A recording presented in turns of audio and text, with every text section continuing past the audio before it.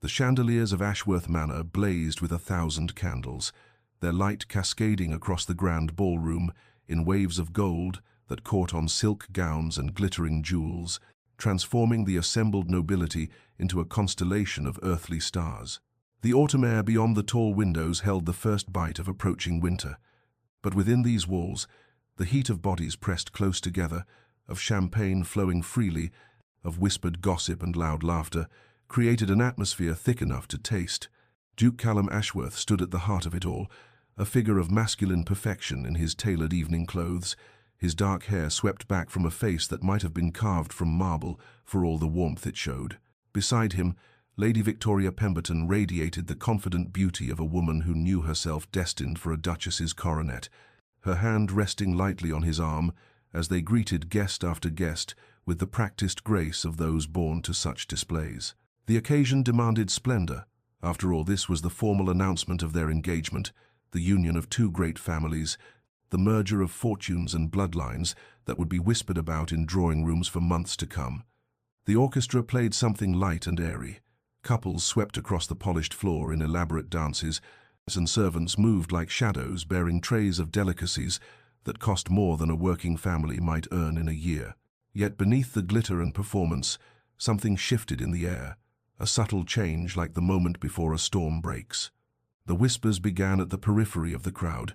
a ripple moving inward, his heads turning toward the grand entrance where the butler stood, frozen in an attitude of such complete shock that several guests paused mid-conversation to follow his gaze. She appeared like an apparition conjured from conscience itself, a figure in a simple traveling dress of dove grey that seemed almost colorless against the peacock display surrounding her. Eleanor Ashworth had not adorned herself for this moment. She wore no jewels, no elaborate coiffure, nothing to announce her rank or station, beyond the quiet dignity in her bearing and the unmistakable swell of her belly that proclaimed her condition to every eye that fell upon her. She stood in the doorway as the music faltered and died, one hand resting protectively over the child she carried,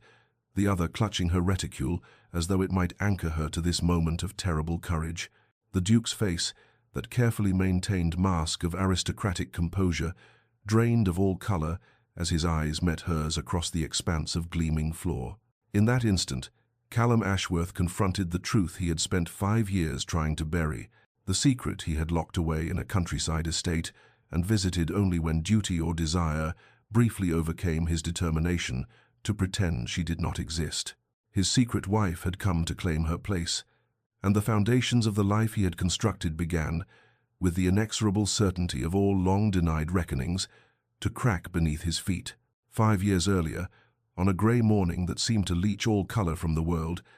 Eleanor had stood in the small chapel of her father's estate and spoken vows that should have marked the beginning of her life, but instead became the end of every girlish dream she had ever harboured. She had been 19 then, still young enough to believe in fairy tales, despite the harsh realities that had brought her to this moment: her father's gambling debts, the estate on the brink of ruin, the desperate negotiations that had resulted in this arrangement with the wealthy Duke of Ashworth, who needed a wife of respectable birth, if not notable fortune. Callum had arrived for the ceremony with the enthusiasm of a man attending his own execution, his face a mask of such complete indifference that Eleanor felt herself shrinking under the weight of his gaze, or rather, the lack of any real seeing in it, as though she were merely an inconvenient obstacle between him and whatever life he had planned that did not include her. The ceremony itself passed in a blur of half-remembered words: the cold press of the ring against her finger, the brief and perfunctory kiss that held all the warmth of winter stone. Within hours of the wedding breakfast, a stilted affair where conversation died in awkward silences, Callum had handed her into a carriage bound for Willowmere Estate, a property she had never seen, in a region she did not know, with instructions delivered through his steward that she would find the household adequately staffed for her needs, and that the Duke would visit when his schedule permitted. She had watched his figure disappear back into her father's house without a backward glance, and in that moment, Eleanor understood with devastating clarity that she had been purchased and shelved like an unwanted book, set aside to gather dust in some forgotten corner of her husband's life. Willowmere, when she arrived after 2 days of travel, and proved beautiful in its isolation, a manor house of modest proportions, surrounded by overgrown gardens and rolling fields that stretched toward distant woods, but its beauty could not compensate for the crushing loneliness that became her constant companion. The staff, though kind, numbered only 5, an elderly housekeeper, a cook, 2 maids, and a groundskeeper, all of whom treated her with a gentle pity that made her want to weep. Callum's visits came rarely, perhaps once every 2 or 3 months, and when he did appear, he remained no more than a night, conducting himself with the cold courtesy one might show a stranger, speaking only when necessary, retiring to separate chambers, and departing before she woke. Eleanor had tried, in those early months, to be the wife she imagined he wanted. She dressed carefully for his visits, ordered special meals, attempted conversation about his life in London and his work in Parliament, anything that might bridge the chasm between them. But her efforts met only silence or monosyllabic responses that made her feel foolish for hoping. She was, she came to understand, not a wife but a duty discharged, a problem solved, a woman whose existence he acknowledged only in the privacy of a countryside estate where no one who mattered would ever know she bore his name.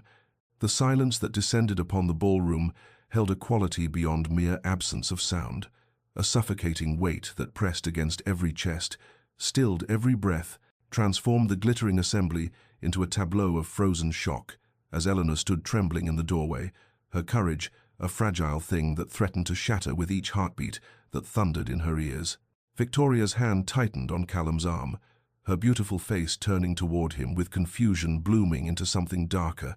something that understood betrayal even before comprehension fully arrived, and her voice, when it came, carried the crystalline precision of breaking glass. "Callum, who is this woman, and why does she stare at you as though—" But Eleanor did not wait for him to answer, could not bear to hear whatever lie or dismissal might fall from his lips, and so she stepped forward, each footfall against the polished floor echoing like a judge's gavel, and her voice, when she spoke, carrying across the vast space with a clarity born of desperation and determination intertwined. "I am Eleanor Ashworth," she said, and the name that she had carried in secrecy for 5 long years now became a declaration, a truth spoken into existence before witnesses who could not unhear it. "Duchess of Ashworth, wed to Duke Callum Ashworth these 5 years past, and I have come to claim what is mine by law and by right." The gasps that rippled through the crowd should have terrified her, and the wide eyes and whispered exclamations should have sent her fleeing back into the night from which she had emerged. But Eleanor had not travelled this distance, had not spent months building the courage for this moment, and to retreat now when her child's future hung in the balance. She watched Callum's face cycle through emotions too quickly to name shock, giving way to rage, giving way to something that might have been panic or might have been recognition, and she saw the moment when his mind began calculating costs and consequences, weighing his reputation against the undeniable truth standing before him swollen with his child. He could deny her, she knew. He could call her mad, a fortune-seeker, an impostor, and perhaps some in this room would believe him, but his mother would not, and the marriage certificate locked in her reticule would not, and the vicar who had performed the ceremony would not, and eventually the truth would emerge as it always did, more damaging for having been contested. "This cannot be," Victoria breathed, and Eleanor felt an unexpected pang of sympathy for this woman who had done nothing wrong, who had been promised a duke and a future, and now found both dissolving before her eyes. But sympathy could not deter Eleanor from her purpose, not when she thought of the child growing beneath her heart, the innocent life that deserved a father's name, and a mother freed from shadows. Callum stood as though turned to stone, his aristocratic composure warring with something more primal, something that Eleanor recognized because she had felt it herself in the lonely years at Willowmere. The terror of having one's carefully constructed world collapse, the exposure of truths meant to remain buried, the helplessness of watching control slip away like water through desperate fingers. "I did not come to ruin you," Eleanor said softly, though her words carried to every straining ear in the vast room. "I came because our child deserves more than I was given, deserves acknowledgement and legitimacy, deserves a father who does not hide its existence like a shameful secret." She rested her hand upon her belly, feeling the flutter of movement there, in the life that had given her the strength for this confrontation, the love that had transformed her from the broken girl who had accepted exile into a woman who would fight for what was right. And in that moment, Eleanor knew that whatever came next, whatever price she paid for this public revelation, she had already won the only victory that mattered. She had found her voice, and she would never again be silent. The second winter of Eleanor's marriage arrived with bitter winds that rattled the windows of Willowmere and seemed to carry with them the last remnants of hope she had harbored, that her circumstances might somehow improve, that Callum might one day see her as more than an inconvenient obligation tucked away where polite society need never acknowledge her existence. She had learned by then to fill her days with purpose, rather than waiting for a husband who came less frequently with each passing month, throwing herself into the restoration of the estate's long-neglected gardens, spending hours with her hands in the earth coaxing life from soil that had gone fallow, finding in the patient work of cultivation a meditation that soothed the ache of loneliness that had become her constant companion. Mrs. Hewitt, the elderly housekeeper whose kind eyes held a lifetime of wisdom, became something like a friend in those quiet months, teaching Eleanor the rhythms of the household, sharing stories of Willowmere's history, treating her with a gentle respect that made Eleanor want to weep for its rarity in her life. The other staff members, young Mary who helped in the kitchen, Sarah who managed the light cleaning, old Thomas who tended the grounds, and Mrs. Copper, the cook who ruled her domain with fierce efficiency, gradually warmed to her presence, their initial wariness giving way to genuine affection as they recognized that their young mistress possessed neither arrogance nor cruelty, only a desperate need for human connection that she tried so hard to hide behind brave smiles. When word came in late November that the Duke would visit for 2 days before continuing to a house party in the neighboring county, Eleanor found herself seized by a frantic energy, directing the staff in preparations that she knew even then were foolish, were the actions of a woman still clinging to dreams that should have died long ago. She ordered Callum's favorite dishes from the cook, arranged fresh flowers in his chambers despite the season making them costly, selected her finest gown, a deep green silk that had been part of her modest trousseau, and practiced in her mirror, the sort of welcoming smile a wife might offer a husband she had not seen in 4 long months. He arrived on a grey afternoon with rain threatening, his greeting as perfunctory as always, his eyes sliding past her as though she were part of the furniture, and Eleanor felt something crack inside her chest, even as she maintained her composure. Led him to the dining room where the special meal waited, watched him eat in complete silence, while she attempted conversation that died stillborn in the Kung air between them. She asked about London, about Parliament, about the approaching holidays, receiving only single-word responses or slight nods, and with each minute that passed, Eleanor felt herself becoming more invisible, less substantial, until she wondered if she had become a ghost, haunting her own life, speaking words that no one could hear, existing in a space that no one acknowledged. When she woke before dawn to find his side of the bed he had occupied with the enthusiasm of a man fulfilling a distasteful duty already empty, his belongings gone, his departure accomplished without farewell or explanation, Eleanor finally understood with devastating clarity that she was not living in a marriage, but rather serving a life sentence in a beautiful prison, and that her warden felt not even enough interest to be deliberately cruel,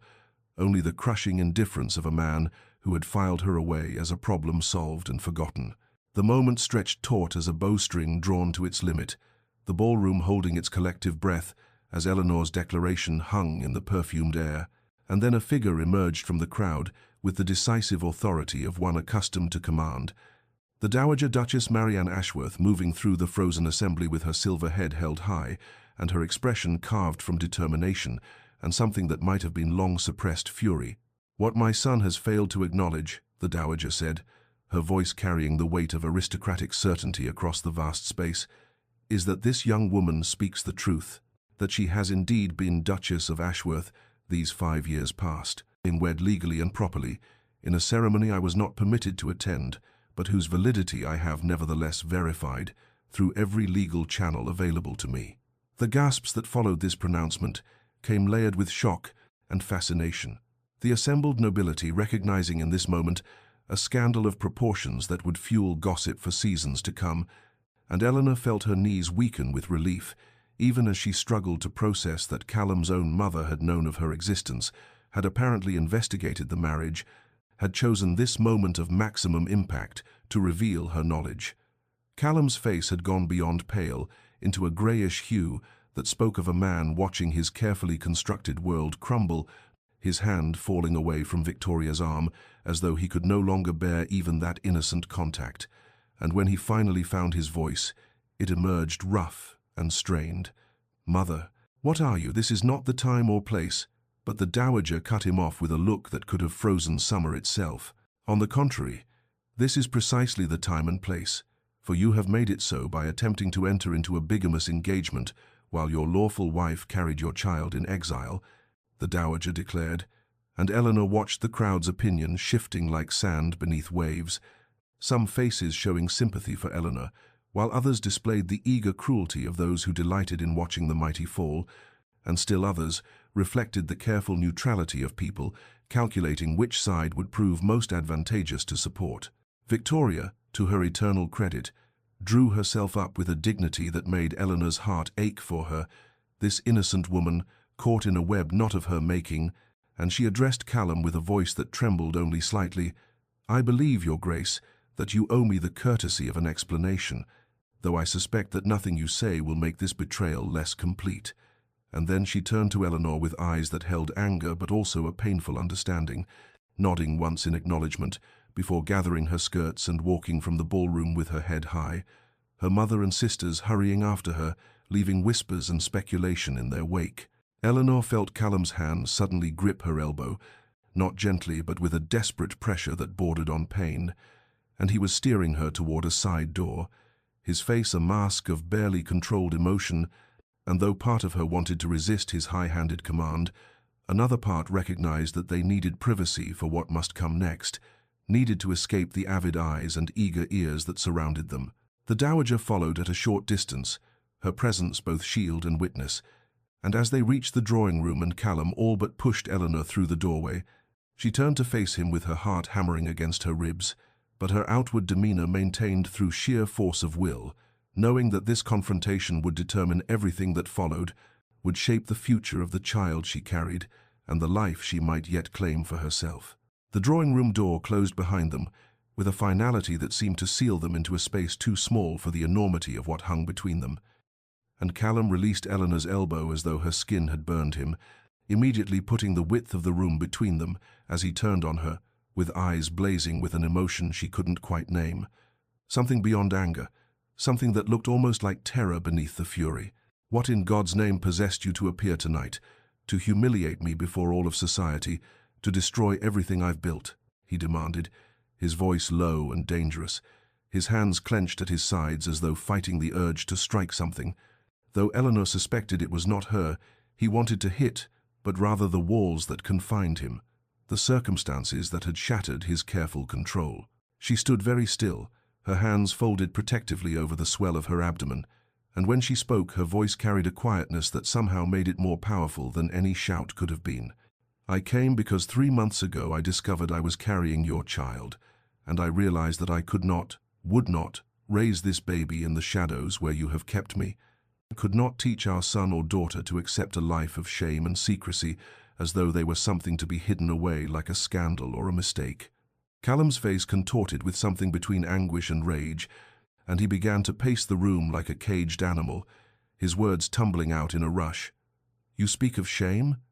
You, who have just destroyed my engagement, ruined my reputation, made me a laughingstock? Do you have any conception of what you've done?" Eleanor felt something cold and hard settle in her chest, a terrible clarity that cut through years of hoping he might one day care, and she replied with devastating calm, "I have given you a choice, Callum, which is more courtesy than you have ever extended to me. In 5 years of marriage, you may acknowledge us, publicly claim me as your wife, and this child as your heir, and we shall find some way to build a life together, or you may grant me a divorce, and we shall both be free, and you to find another suitable bride, and I to raise our child somewhere far from your indifference." The word divorce seemed to strike him like a physical blow, and he stopped his pacing abruptly, staring at her as though she had transformed into someone he had never seen before, and indeed perhaps she had, for the woman who stood before him now bore little resemblance to the frightened girl he had wed and abandoned. "You cannot mean divorce is impossible, the scandal would be, But Eleanor interrupted him with a bitter laugh that held no humor whatsoever. More scandalous than a duke maintaining a secret wife while courting another, more damaging than the truth that has just been revealed to 300 of your closest peers. Callum had no answer for that, his mouth opening and closing as he struggled with thoughts and feelings he seemed unable to articulate, and watching him, Eleanor felt a strange mixture of pity and resolve, for she could see that he was a man who had never been forced to confront the consequences of his own choices, who had lived his entire life arranging the world to his comfort without regard for those he crushed beneath his decisions, and now that world had finally refused to cooperate with his vision of how things should be. 3 years into their marriage, Eleanor had learned the particular alchemy of transforming loneliness into purpose, had discovered that an estate left to neglect could become a canvas for creation, if one possessed sufficient determination and a willingness to dig one's hands into the earth alongside those who worked it, and Willowmere, under her careful stewardship, had begun to bloom in ways that surprised even the long-time staff who had served there through decades of indifferent management. The gardens that had once been overgrown tangles of thornbush and strangling vine now displayed careful arrangements of roses and lavender, hollyhocks and foxglove, each bed planned not merely for beauty, but for the practical provision of cutting flowers for the house and herbs for the still-room, where Eleanor had learned to make remedies and preserves, and the kitchen gardens produced vegetables in such abundance that she had instituted a system of sharing the surplus with the village families, earning their gratitude and loyalty in ways that gold could never purchase. It was on a particularly fine afternoon in late August, with the sun warm on her shoulders and the scent of late-blooming roses heavy in the air, that Eleanor found herself kneeling in the south garden alongside old Thomas, the head groundskeeper who had overcome his initial skepticism about a young duchess who insisted on working beside him to become something approaching a friend. And they were engaged in a battle of wills with a particularly stubborn rosebush that had grown wild and woody, resisting all attempts at civilized pruning. "The thing's got ideas above its station, Your Grace," Thomas observed with the dry humor he'd developed over their years of shared labor. "Thinks it can grow however it pleases, without regard for the order we're trying to establish." And Eleanor had laughed, truly laughed in a way she rarely did anymore, her face dirt-smudged and her hands scratched from thorns, replying that perhaps the rose had the right idea, that there was something to be said for refusing to be constrained by others' expectations of proper behavior. It was precisely at this moment that Callum's carriage had arrived unannounced, as his visits always were, giving her no time to prepare or present herself as the dignified duchess she was supposed to be, and he had found her there in the garden, looking more like a common labourer than the wife of one of England's premier peers, her dress simple and practical, her hair escaping its pins, her hands covered in soil, and something in her unguarded joy, in the genuine warmth of her laughter, had struck him with a force he could neither understand nor name. He had stood watching from the terrace for several minutes before she noticed him, and in those minutes something uncomfortable had shifted in his chest, some recognition that the woman before him possessed a vitality and contentment that had nothing to do with him, that she had built a life in his absence rather than pining for his attention, and this realization disturbed him in ways he refused to examine too closely. When Eleanor finally saw him, he watched the light drain from her face like water from a broken vessel, watched her transformation from genuine happiness to careful courtesy, and though he told himself he was relieved that she knew her place, knew not to presume familiarity, some part of him mourned the loss of that unguarded smile, even as he greeted her with his customary coldness, even as he retreated into the armor of ducal formality that kept the world at a safe distance, disturbed by the strange ache her contentment without him had created, and an ache he would carry back to London like a splinter lodged too deep to remove. Eleanor rose from where she had stood with a quiet dignity that seemed to cost her everything, smoothing her dress over her swollen abdomen with hands that trembled only slightly, and she said in a voice that carried the weight of 5 years of dismissal, "I shall find lodgings at the village inn until you have made your decision, as I would not wish to impose upon your hospitality any longer than necessary." But before she could take more than 2 steps toward the door, Callum heard himself speak with a vehemence that surprised them both. "Absolutely not, you cannot. I forbid you to stay at some common inn in your condition." And even as the words left his mouth, he felt confusion wash over him, For when had he ever cared where she laid her head? When had her comfort or safety ever troubled his sleep? Eleanor turned to look at him with eyes that held such weariness, such bone-deep exhaustion that went far beyond the physical demands of pregnancy, and she observed with devastating quietness, "How interesting that you suddenly concern yourself with my accommodations, when for 5 years you have never once asked where I slept or whether I was comfortable, never once cared if I was alone or frightened or in need of anything at all." And the truth of her words struck him like a blow, leaving him standing mute and helpless, his mouth opening to offer some defense or explanation that would not come, his mind a chaos of emotions he had no names for and no experience managing. The drawing-room door opened before he could formulate any response, and his mother swept in with the bearing of a woman who had commanded ballrooms and broken social climbers for 40 years, her keen eyes taking in the scene with a single comprehensive glance before she declared, "Eleanor, my dear, you shall stay here at Ashworth Manor in the Duchess's chambers, as is your right, and has always been your right, and I shall hear no argument from either of you on this matter." And she moved to Eleanor's side with a protective tenderness that made Callum realize with dawning shock that this was not their first meeting, that there was a familiarity between them that spoke of established relationship rather than new acquaintance. His mother continued, placing a gentle hand on Eleanor's arm, "I have had your things brought up from the inn where you stayed last night, yes, Callum. She was sensible enough to secure lodgings before confronting you,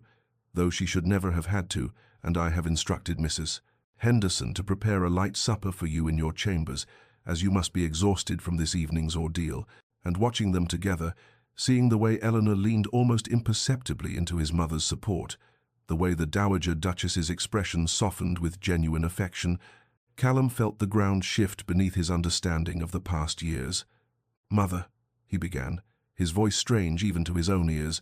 "how long have you?" But the Dowager cut him off with a look that could have frozen wine in July, replying with Arctic precision, "I have been visiting Eleanor at Willowmere every month for the past 2 years, Callum,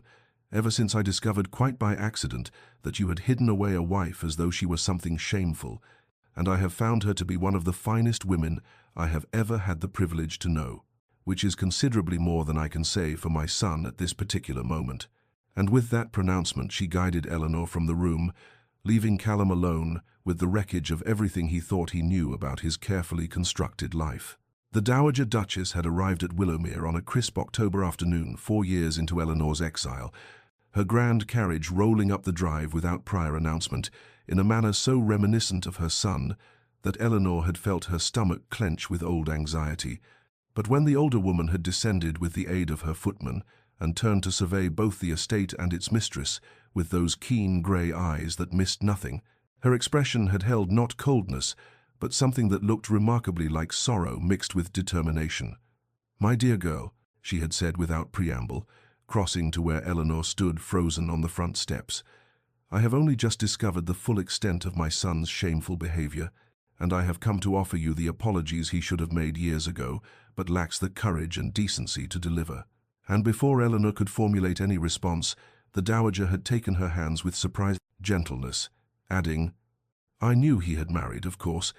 but he led me to believe you preferred the country, that you were content with the arrangement, and it was only when I encountered Mrs. Phillips at a charity function last month, and she mentioned in passing her concern for the young Duchess, languishing alone at Willowmere, that I began to suspect the truth." The weeks that followed had brought a transformation Eleanor's existence that she had not known possible, for the Dowager Duchess proved to be everything Eleanor's own mother might have been had she lived past Eleanor's 10th year, warm and fierce, and possessed of a wit sharp enough to cut through pretension, while somehow never wounding those who did not deserve wounding. They had taken tea together that first afternoon in Eleanor's modest sitting room, and the older woman had looked around at the simple furnishings, the mended curtains, the obvious economy of the household,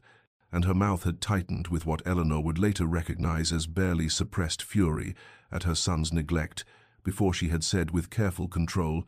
"Tell me everything, child, and spare no detail, for I cannot remedy what I do not understand." Eleanor had found herself speaking of things she had never voiced aloud, of the loneliness and the hope that had slowly withered, of her attempts to be worthy of notice, and her eventual acceptance that she never would be. And the Dowager had listened with an attention that felt like benediction, occasionally reaching out to pat Eleanor's hand or offer a handkerchief when tears threatened. It was during their third visit, when autumn had begun to give way to the first whispers of winter, that the Dowager had shared the history that cast new light on Callum's cruelty, explaining how his father, the old Duke, had been a man of rigid coldness, who believed emotion was weakness, how Callum's beloved younger sister had died of fever when Callum was 12, and the boy had been forbidden to grieve openly, had learned to bury everything tender beneath layers of ice and duty. "I do not tell you this to excuse him," the Dowager had said with careful emphasis, her eyes holding Eleanor's with an intensity that demanded understanding. "For there is no excuse for how he has treated you, no justification for the pain he has caused through his cowardice, but perhaps it helps to know that his cruelty stems from fear rather than hatred, from wounds he has never allowed to heal." And Eleanor had found herself weeping, not just for her own suffering, but for the damaged boy who had grown into a man incapable of accepting love, even as she recognized that understanding his pain did not erase her own or obligate her to forgive what remained unforgivable. The Duchess's chambers at Ashworth Manor were everything Eleanor had imagined they might be during those long years at Willowmere, when she had allowed herself the dangerous indulgence of dreaming about her rightful place. All cream, silk wallpaper, and gilt-edged mirrors, furniture of such exquisite craftsmanship that she found herself afraid to touch anything, lest she somehow prove herself unworthy of such surroundings.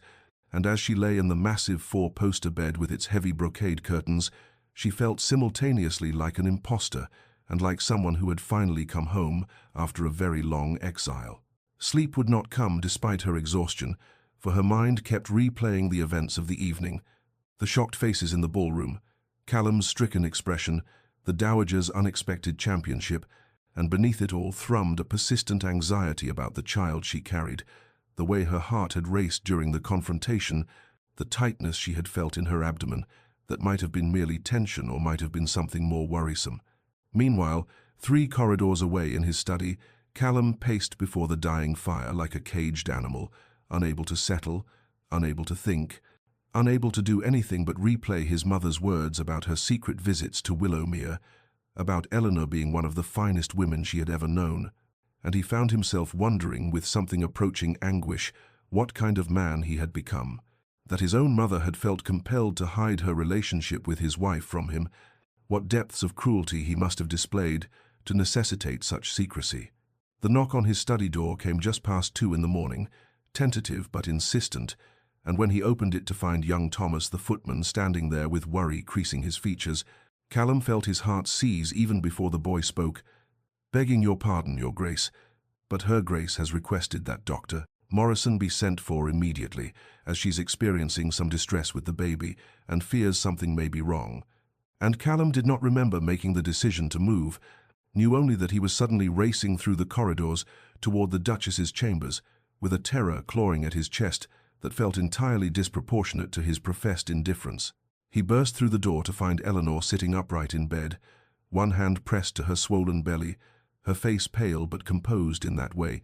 he was beginning to recognize as her response to fear, and she looked up at his entrance with surprise that quickly shifted to wariness, saying, "I did not mean for you to be disturbed. I merely asked that the physician be summoned as a precaution."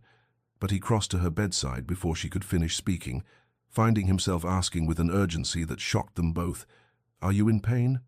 Is the baby moving? What can I do?" "Doctor." Morrison arrived within the hour, his examination thorough and professional, while Callum paced outside the door until the elderly physician emerged with reassurance that both mother and child appeared perfectly healthy, that the tightness Eleanor had felt was likely merely the result of an extraordinarily stressful day, and that rest and calm would remedy all. Callum insisted on being allowed to see her, ignoring the doctor's raised eyebrows at such husbandly concern from a man known for his neglect, and when he entered to find Eleanor settled back against the pillows with tea and colour returning to her cheeks, he pulled a chair to her bedside and asked the first genuine question he had ever posed to her in 5 years of marriage. "How far along are you, and has the pregnancy been difficult?" Eleanor studied him for a long moment, clearly weighing whether to trust this sudden interest, before answering with careful neutrality. 5 months now, and it has been easier than I feared, though lonely as everything else at Willowmere has been lonely. and something in her quiet acknowledgement of that loneliness, spoken without accusation but heavy with truth, made Callum want to offer confessions and apologies he did not yet know how to voice. The days that followed Eleanor's dramatic appearance at the engagement ball brought a storm of gossip that swept through London's drawing rooms like wildfire, each retelling adding fresh embellishments until the truth became nearly unrecognizable beneath layers of speculation and scandal, and Callum found himself forced to navigate the treacherous waters of society's judgment while simultaneously confronting the reality of a wife he could no longer pretend did not exist. He had sent formal notice to Victoria's father the morning after the ball, requesting a private meeting where he had confessed the full truth of his prior marriage and offered whatever restitution might ease the damage to Victoria's reputation. And though Lord Pemberton had been coldly furious, Victoria herself had displayed a dignity that shamed Callum further, saying only that she was grateful to learn his true character before binding herself to him permanently, and that she hoped someday he might learn to value the woman he actually married. The public acknowledgement came next, a formal announcement in the Times declaring that His Grace, the Duke of Ashworth, was pleased to present his wife of 5 years, the Duchess Eleanor Ashworth, to London society, the strained formality of the wording unable to disguise the scandal beneath, and within hours their townhouse was besieged by calling cards from the curious and the cruel alike, titled, "Ladies who came ostensibly to welcome Eleanor, but really to assess her worthiness and gather details for their next gossip session." Eleanor handled each visit with a grace that astonished Callum when he observed from the doorway of the drawing room, her responses to probing questions perfectly calibrated to reveal nothing while giving no offense,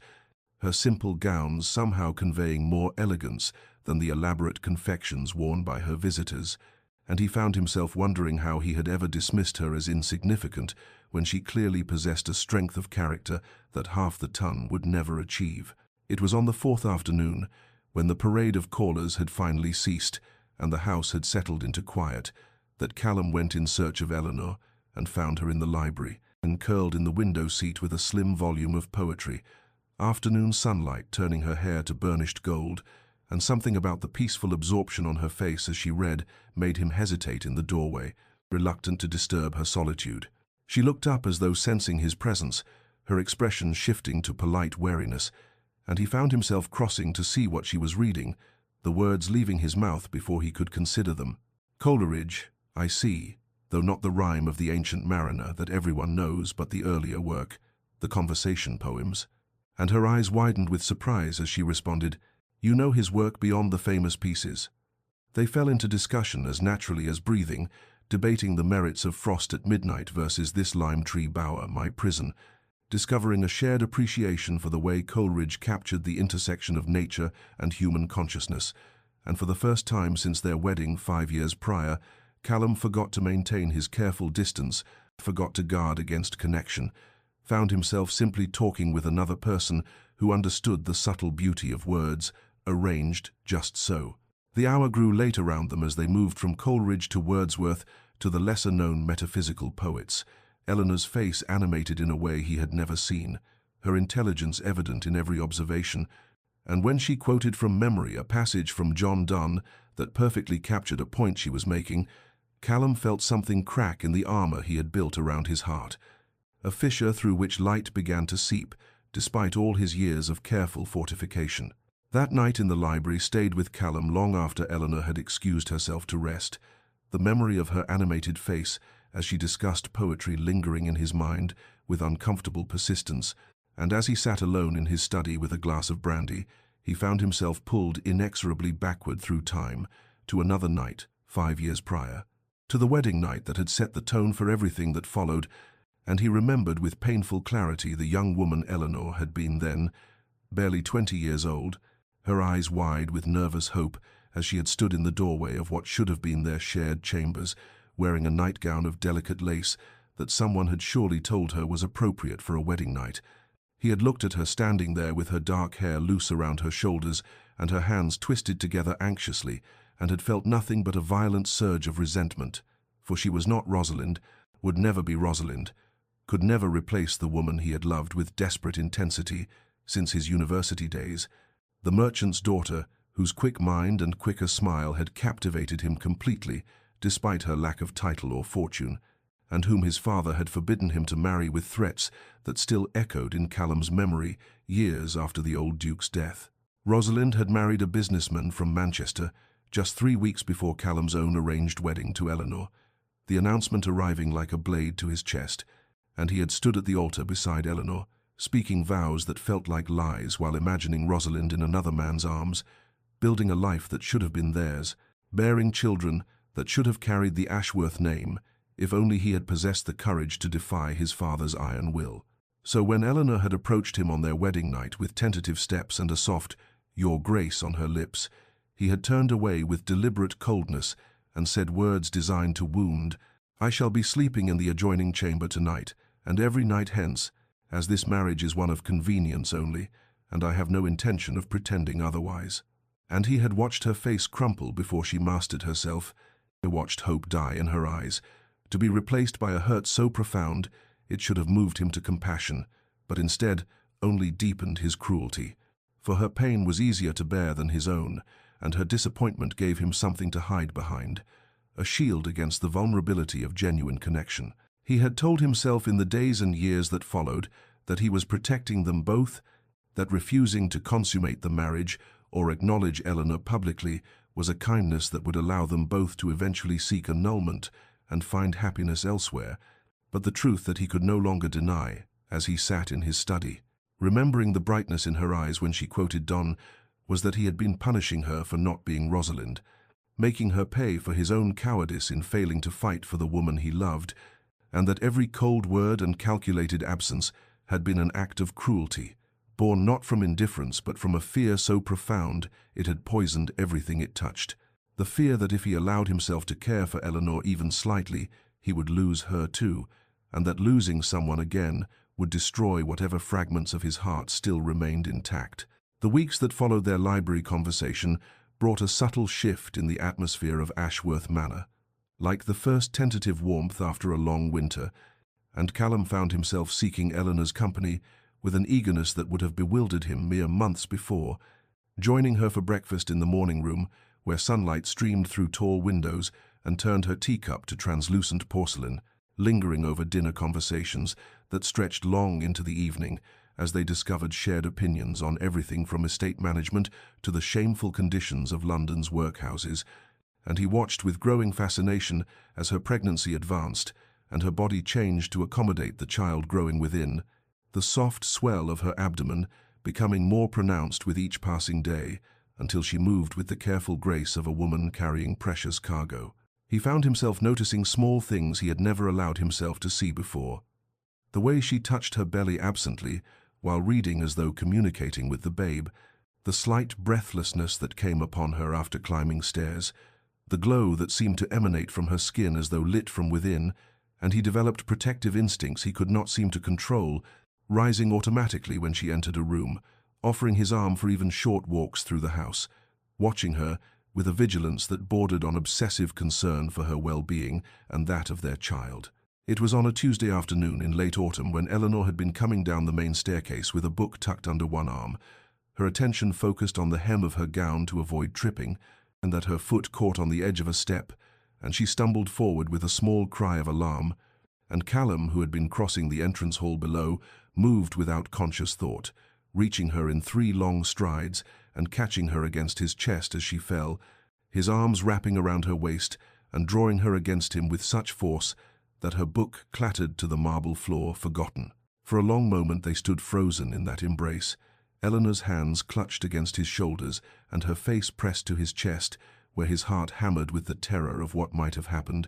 and he became acutely aware of every point where their bodies touched, the softness of her against his strength, the floral scent of her hair beneath his chin, the rapid rise and fall of her breathing that matched his own, and when she lifted her face to thank him, their eyes met and held with an intensity that stole the breath from his lungs. He knew he should release her, should step back and restore proper distance, but his arms seemed to have developed a will of their own and tightened instead, drawing her impossibly closer, while his gaze dropped to her lips, and he saw them part slightly, as though in invitation, and the electricity that had been building between them for weeks suddenly crackled to life like lightning before a storm, and Eleanor's internal voice whispered desperately that she could not do this again, could not allow herself to hope or want or need this man who had broken her so thoroughly once already, even as her treacherous heart beat faster and her body softened against his, and some reckless part of her wondered what would happen if she simply rose on her toes and closed the small distance between their mouths and tasted the lips, had dreamed of kissing properly for 5 long years. The moment shattered when a footman cleared his throat discreetly from the doorway, and Callum released Eleanor so abruptly she swayed before steadying herself against the banister, both of them flushed and breathing heavily as the servant announced with apologetic urgency that an express message had arrived from Willowmere Estate, requiring immediate attention, and Eleanor's face went pale as she reached for the sealed letter with trembling fingers, while Callum watched her scan the contents and saw fear replace the heat that had been in her eyes mere moments before. The fire had started in the eastern wing near the kitchens. She read aloud in a voice that shook despite her visible effort at control,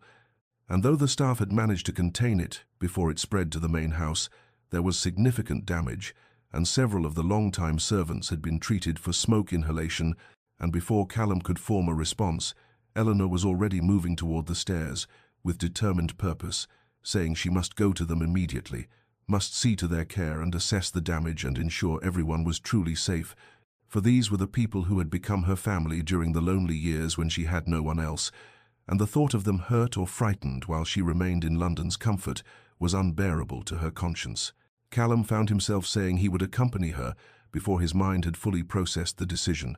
his voice brooking no argument as he instructed the footman to have his travelling coach prepared within the hour and to send word to his secretary to cancel all appointments for the following week. And when Eleanor turned to him with surprise and wariness mingling in her expression, he met her gaze steadily and said with quiet intensity that Willowmere was her home and their child's inheritance, and he would not allow her to face this crisis alone, though the deeper truth he did not speak was that the thought of her leaving even for a few days had become suddenly intolerable, as though something essential would be ripped away if she passed beyond his sight. The journey to Willowmere took 6 hours in the well-sprung coach, and as the miles rolled past beneath the wheels, Callum found himself truly talking with Eleanor for the first time, not the careful pleasantries of their recent meals together, but genuine conversation that delved beneath surfaces into the territories of hope and fear and memory. And she told him of her childhood in her father's crumbling estate, where she had learned to make beauty from scarcity and had dreamed of someday having a home she could tend and nurture into flourishing life, while he confessed his own boyhood terrors after his younger sister had died of scarlet fever and his father had forbidden any display of grief,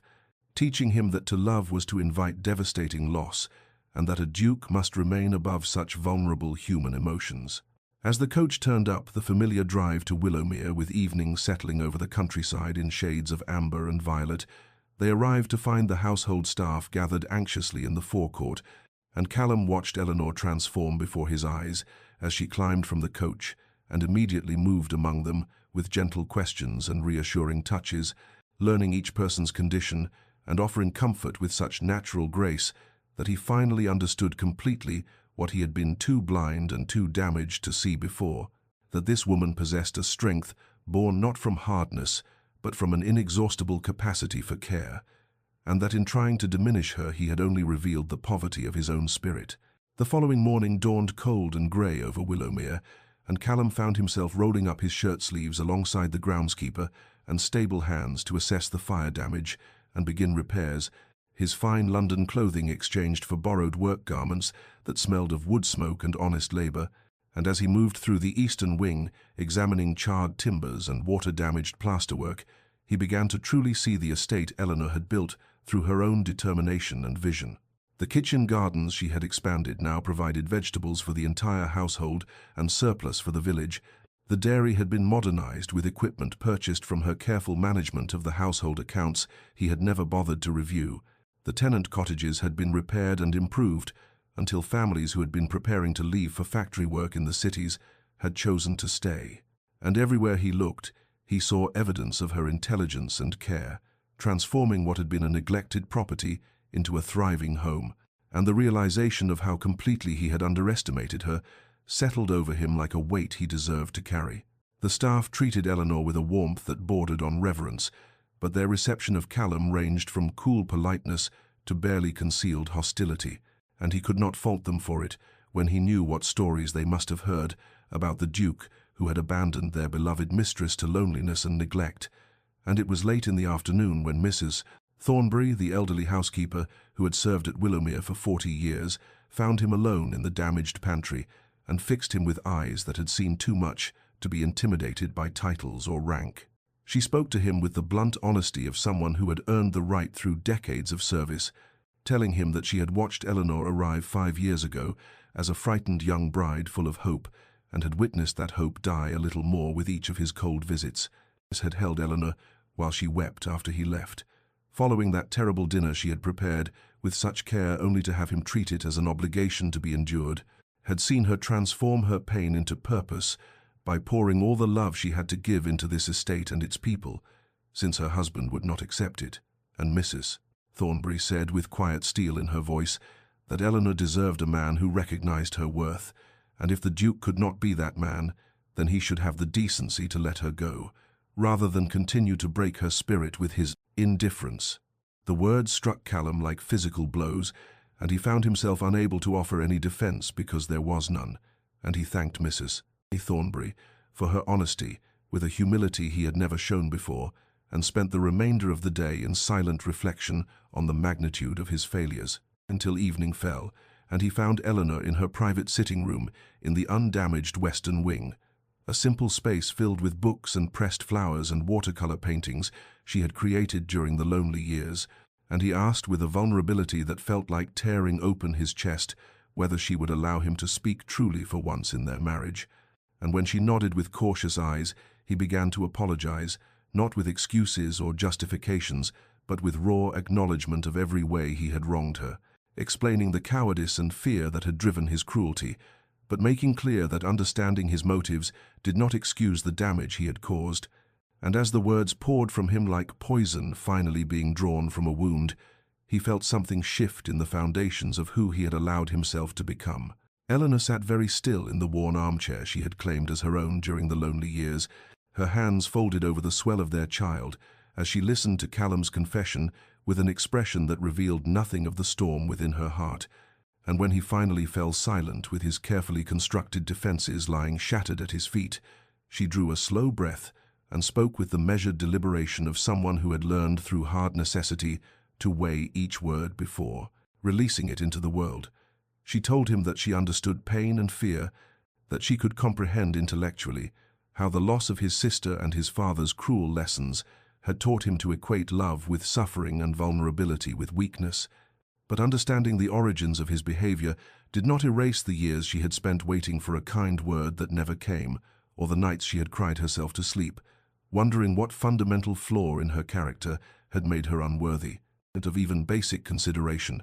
and her voice remained steady, though tears had begun to slip down her cheeks as she said that his pain, however real and however tragic, had not given him the right to inflict equivalent pain upon someone who had done nothing to deserve it, except agree to marry him when her family's desperation left her no other choice. Callum flinched as though struck but did not interrupt, and Eleanor continued with a raw honesty that felt like excavating her own grave, confessing that the deepest cut had not been his absence or his coldness, but the realization that he had not even cared enough to hate her, that she had been simply nothing to him, less than nothing, a burden to be hidden away and forgotten, except when duty briefly required his attention, and she had loved him desperately at first, with all the foolish hope of a young bride who believed that patience and devotion might eventually soften his heart, only to watch that love slowly starve and wither until she had been forced to kill it deliberately, like putting down a suffering animal, because letting it linger was destroying her spirit and her sanity. She paused then, wiping her eyes with trembling fingers, and Callum spoke into the silence with a voice rough with self-loathing to say that watching her strength these past weeks,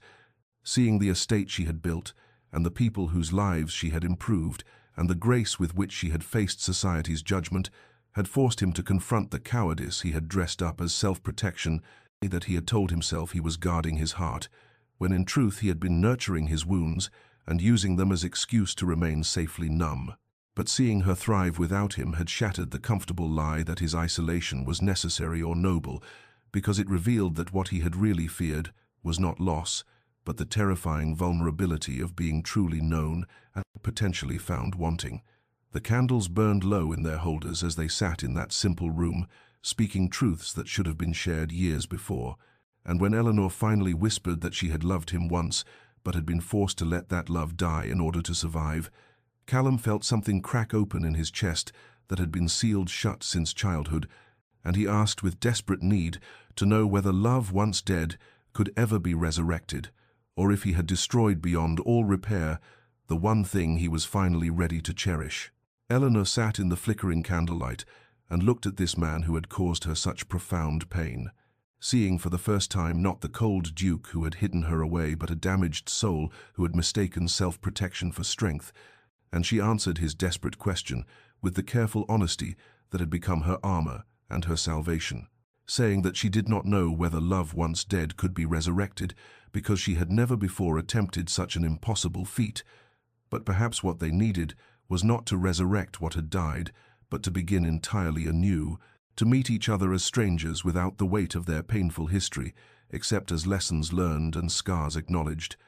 And she proposed with trembling voice that if he truly wished to know her and to be known in return, they might start again from the beginning, as two people learning whether something real could grow between them. Callum seized upon this offering like a drowning man grasping driftwood,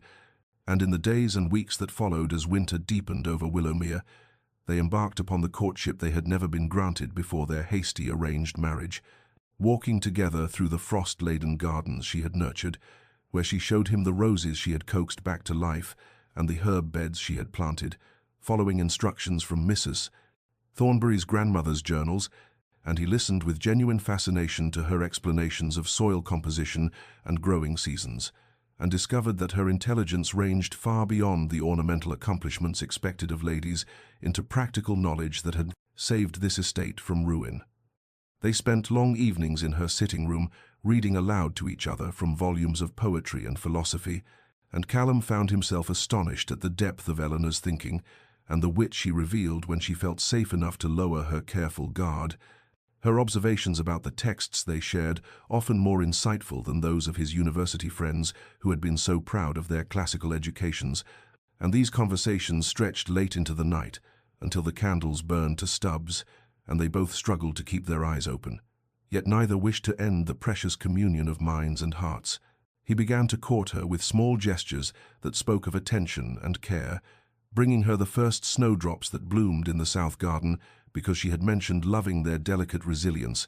ensuring the fire in her chambers was always properly tended, asking her preferences about everything from meal planning to evening entertainments, rather than simply dictating his will as he had done throughout their marriage. And Eleanor watched this transformation with cautious hope, warring against self-protective skepticism, afraid to trust that this vulnerable, considerate man was truly who Callum could become, rather than a temporary performance that would dissolve once he had secured her forgiveness. Yet as the weeks passed and his attention never wavered, as she witnessed him helping repair the fire damage with his own hands and speaking respectfully to servants he would once have ignored and asking her opinion on estate matters with genuine interest in her answers, she felt something unfurling in her chest like a spring bud pushing through winter soil. Not the desperate love of her naive younger self, but something stronger and more complex, a regard built on witnessed character rather than hopeful fantasy, and she realized with wonder and trepidation that she was discovering not who she had imagined Callum to be, but who he actually was when he allowed himself to be fully human and imperfect and real. They returned to Ashworth Manor in early March, when the first crocuses were pushing through the snow-patched earth, and though the grand estate remained unchanged in its physical magnificence, everything felt transformed because Callum and Eleanor entered it not as reluctant strangers bound by legal contract, but as genuine partners who had earned each other's trust through patient honesty and vulnerable revelation, and the household staff who had served the Duke for years noticed immediately the softness in his expression when he looked at his wife, and the protective tenderness with which he guided her up the stairs, and the way he consulted her about every decision from which chambers they would occupy to how the nursery should be prepared. Eleanor bloomed in these final weeks of her pregnancy, not merely from the physical changes of impending motherhood, but from the radical transformation of being truly cherished, and she would sometimes catch Callum watching her with an expression of such wonder and remorse intermingled that she would take his hand and remind him gently that they could not change the past, but only shape their future, and he would press his forehead to hers and vow again that he would spend the rest of his life proving himself worthy of the grace she had extended. When her labor began on a rain-washed April morning with the scent of wet earth and new blooms drifting through the open windows, Callum refused to leave her side, despite the midwife's scandalized protests that gentlemen did not attend such intimate proceedings, and Eleanor gripped his hand through each wave of pain and drew strength from his presence, even as she cursed him thoroughly for his role in creating this agony, which made him laugh through his tears of worry and pride at her spirit, even in extremity. Their daughter entered the world just as dawn broke over the eastern hills, her first cry piercing and strong, and when the midwife placed the tiny bundled form in Callum's arms, he stood trembling with his face streaming tears as he looked down at this perfect miracle they had created, this innocent soul who represented everything he had almost destroyed through his cowardice and cruelty, and he spoke to his daughter in a broken whisper, promising that he would be the father she deserved and the husband her mother should have had from the beginning, that he would teach her never to settle for less than authentic love, and would show her through his actions that people could change and grow and become better than their worst selves. Eleanor watched this scene from her bed with exhaustion and joy overwhelming her in equal measure, seeing this man who had been so frozen and distant, now overflowing with raw emotion and unconditional love. And when Callum finally brought their daughter to her and sat carefully on the bed's edge, they looked at each other over their child's downy head with such profound intimacy and hard-won tenderness that words seemed unnecessary, though Callum leaned forward anyway and kissed Eleanor for the first time as her true husband rather than her legal captor, a kiss that tasted of salt from their mingled tears and promised everything they had both thought forever lost,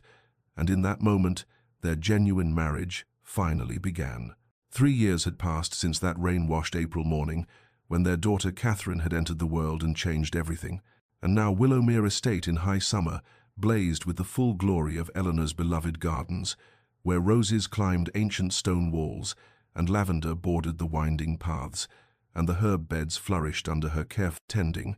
and it was here in this place that had once been her exile but had become her sanctuary, that the Duke and Duchess of Ashworth had chosen to make their primary home, visiting London only when business demanded, and returning always with relief to the peace and beauty of the countryside. Eleanor sat on a blanket spread beneath the old oak tree, watching Callum chase their daughter Catherine through the flower beds, the child's delighted shrieks piercing the warm afternoon air as her father caught her up and swung her high, while pretending to be some fearsome dragon she must escape. And Eleanor's hand rested on the blanket beside her, where their infant son Thomas slept in his basket, with his tiny fist curled against his cheek, in an expression of perfect contentment, and she marveled at how completely her life had transformed, from those dark years when she had lived as a ghost in her own marriage, to this abundant present, where love flowed as freely as sunlight. Callum set Catherine down, and the girl immediately demanded he chase her again, but he begged a moment's respite and came to collapse on the blanket beside Eleanor, his dark hair disheveled and his formal coat discarded hours ago, so that he looked nothing like the cold Duke who had once greeted London society with such careful reserve.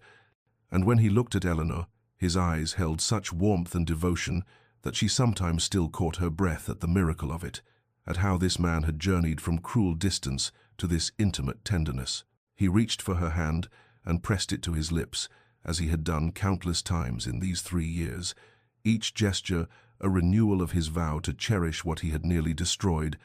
and Eleanor leaned against his shoulder while Catherine attempted to fashion daisy chains nearby, and baby Thomas stirred in his sleep,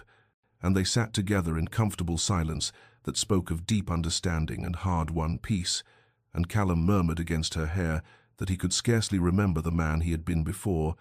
that bitter, frozen creature who had thought protection from pain was worth the cost of joy, and Eleanor reminded him gently that they must remember, because the scars of their past had shaped them both into who they were now, stronger and wiser, and capable of appreciating the precious gift of genuine love. because they knew intimately the agony of its absence. The afternoon sun slanted golden through the oak leaves, casting dappled patterns across their family tableau, and Catherine brought her completed daisy chain to crown her mother as queen of the garden, and Callum lifted his son from the basket to hold against his chest, and Eleanor looked at her husband and children and the beautiful estate she had built through lonely years, and thought that suffering, when it leads to transformation and healing, becomes not a tragedy to forget, but a foundation upon which to build something extraordinary. And she was grateful for every moment of her journey, because it had brought her here to this perfect afternoon, where love was no longer a distant dream, but the very air they breathed. Dear listener, perhaps you have journeyed with Eleanor and Callum through their story of pain, transformed into healing, and recognized in their struggles something of your own heart's landscape. For the truth we must acknowledge is that the greatest love stories are not those that begin with effortless joy, but rather those that are forged through the fire of genuine suffering and emerge tempered into something stronger and more precious than what came before. And Eleanor's courage to stand in that ballroom, despite her fear, and Callum's difficult journey from self-protective cruelty to vulnerable authenticity, teaches us that transformation is always possible, though never easy.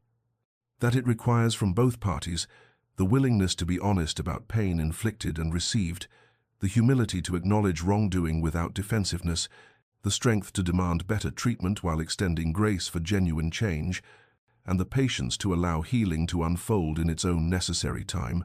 rather than rushing toward reconciliation before its foundation has been properly laid. We must remember that Eleanor did not simply forgive Callum's years of neglect and emotional abandonment because he suddenly showed interest, but rather she held him accountable, demanded he prove through sustained action rather than temporary words that his transformation was real, and protected her own heart carefully while remaining open to the possibility that people can indeed change when they choose to face their fears and do the difficult work of becoming better versions of themselves. This balance between self-protection and openness to growth is perhaps one of the most challenging aspects of human relationships, knowing when to extend another chance and when to walk away, understanding that while some people are worth the patience and pain of waiting for their transformation, we must also value ourselves enough to refuse to remain in situations where we are diminished or denied the basic respect and love we deserve as human beings worthy of genuine connection. Eleanor's story reminds us that sometimes the strongest thing we can do is demand to be seen, to refuse to live in shadows, even when revelation means risking everything, and that speaking our truth with courage can catalyze change in ways that silent suffering never will. If you find yourself in a relationship where you are hidden or diminished or treated as less than you are, may you find Eleanor's courage to stand in your truth, and if you recognize in yourself some of Callum's patterns of self-protective distance and emotional cruelty born from past pain, may you find his willingness to face your fears and choose vulnerability over safety and to risk your heart rather than protect it at the cost of authentic connection. May you know that healing is possible, that happy endings can be earned through honest effort and mutual respect, that the scars of our past can become the foundation for something beautiful if we allow them to teach us wisdom and compassion rather than bitterness and fear. May you find love that sees you fully, challenges you gently, and chooses you consistently, and may you offer the same in return. May your nights be filled with peace and your heart with hope, and may you remember that your story is still being written and transformation is always possible. If this tale has touched your heart, consider subscribing to our channel and sharing these stories with others who might need the reminder that even the deepest pain can lead to profound joy. When we choose courage over comfort and growth over stagnation, and until we meet again in the next story, may you rest well.